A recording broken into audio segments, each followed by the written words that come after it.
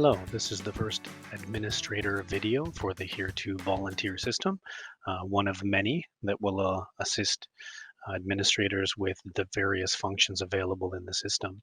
So let's start out first by just actually logging in as an administrator. So if you have an account already, you'll find this to be a familiar place. So enter your username and password, click on sign in. Now, don't forget, we always start as a volunteer. So this is the volunteer account. These are my own notifications and secure chat information as a volunteer. I can also see some opportunities for me to do some shifts in my community, and I can see my own hours and hours but by month. This is obviously the volunteer area. Notice that there are only 5 menu options. So the way the system works is the administrator account is always based on a volunteer account. So we always start as a volunteer first.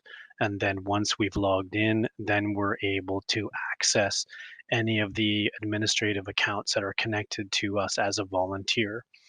So in this particular case, we can see that as a volunteer, I have access to 2 different organizations. It could be one, could be more. They will all appear here.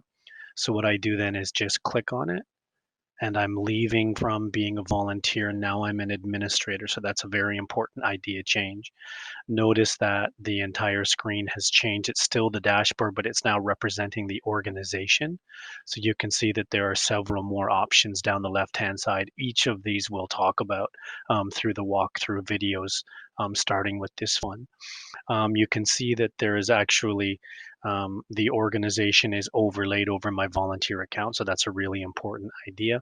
And now, because I'm in this particular organization, in this case, Community Care Bedrock, the secure chat information and the notifications are actually for the agency or the organization. They're not for me specifically.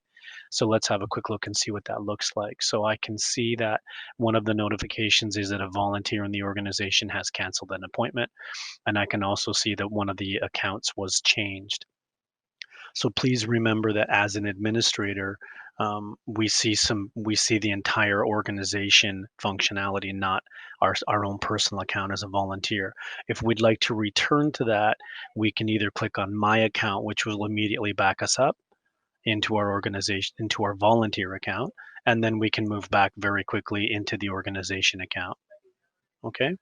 So let's just have a quick look at the dashboard. We can see some statistics here about volunteer hours in the organization, as well as the count of our volunteers. And you'll see this information change as you get more volunteers included in your organization. So that's the dashboard tab. Now, what I'd like to also demonstrate is the profile tab. So this is really important, particularly for when you get started with your organization to get your organization settings. So let's start with a friendly name. So let's make sure that the organization's name is very clear, because this is what volunteers will see on any of the correspondence that we send out or any of the ways that we communicate with the volunteers. So there's an email address, a mobile phone if possible. And in this particular case, I've called it home base. And it's registered with Google, which allows the Google functionality in terms of navigation and Google Maps. So let me show you what that looks like. All you need to do is enter your address, connect with Google Maps. So that becomes connected, registered with Google Maps. And then the GFS is the global fencing system for future functionality. That's the area that we would like our volunteer opportunities to be broadcast in. It's not set up yet, but it's future functionality. Please make sure that when we make a change, we always click on save. Okay, so on the right-hand side, you can see that there's an opportunity for a password change. And then let's move down to the profile default. So these are organization-wide business rules or settings that we make at this level. So you can see it says profile defaults. Now the first setting is a shared key for other organizations who can communicate with the website from computer to computer. So that's not a setting that you'll often deal with. Auto adjust billing is turning on the system where Here2Volunteer will actually automatically calculate your bill based on the number of volunteers. It will move you up or down in your plan depending on which one is cheaper for you. So you can go with the auto billing if you'd like, and you can turn that on and off here. just click on the button, and grayed out is off, and obviously black means that's on. Okay, the next one, show roster persons in contact. So those people then are added to your organization, turn that on or off. And that comes up more in secure chat when we talk about your contacts. Those that can be found in secure chat. Next one is privacy rules for email and text. Common email and text are not secure communications, which means as an organization, if there's personal information you would like to not be transmitted by email or text, then leave this on.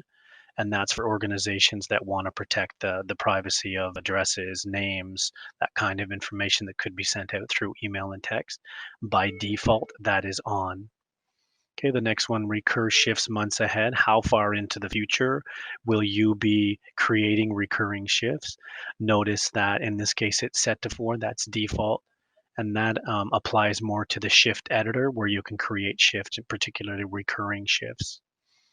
So the next 3 are connected, the reminder app, reminder email, and reminder text.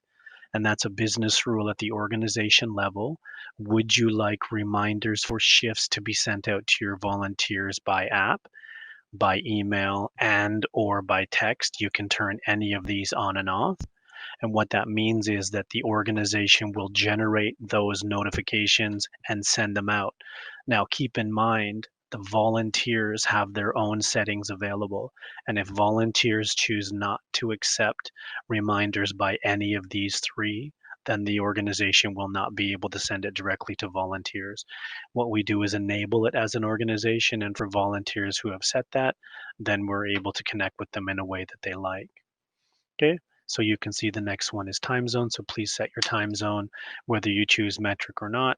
And the prompts for Here to Volunteer and Here to Work. So for organizations that have a Here to Work and a Here to Volunteer account, you can set up prompts to be able to share that functionality.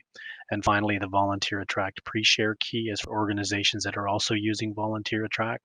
There's a way for you to be able to connect and share data directly through the system. Make sure any changes you make, please click on Save. Okay, so finally, the subscription plan would be the monthly plan. Remember, we talked about auto billing.